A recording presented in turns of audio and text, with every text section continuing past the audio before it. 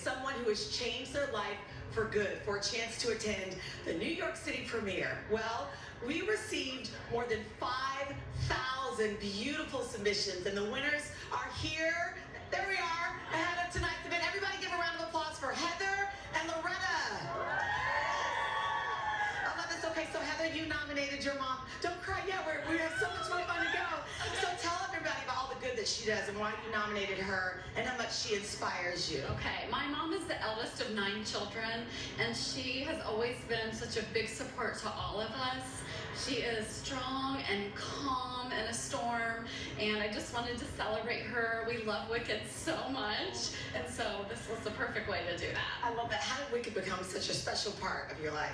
As a child, a highlight of the year was to watch The Wizard of Oz on a little black and white TV.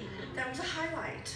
You know, I fell in love with The Wizard of Oz, and we're just so excited to be here. We love the movie, the music, everyone in it, all you guys. It's just Where are you guys from? We're from Cincinnati. From Cincinnati. Yeah. Okay, so the last time you guys were together in New York City was almost, I think, 15 years ago? It was my mom's 60th birthday, and that's the first time we saw Wicked on Broadway, and that we fell in love in 2011. Okay, well, let me not waste any more time. You have your tickets here.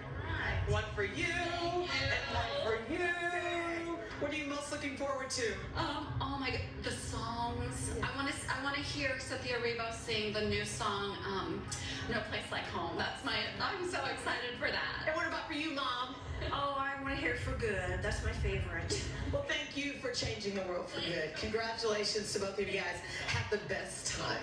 All right, I'm here for Wicked Week, Savannah. This is about to be my new favorite time of year. Oh, we do it every year? Oh yeah, we can, and we're about to dial it up because look who's here.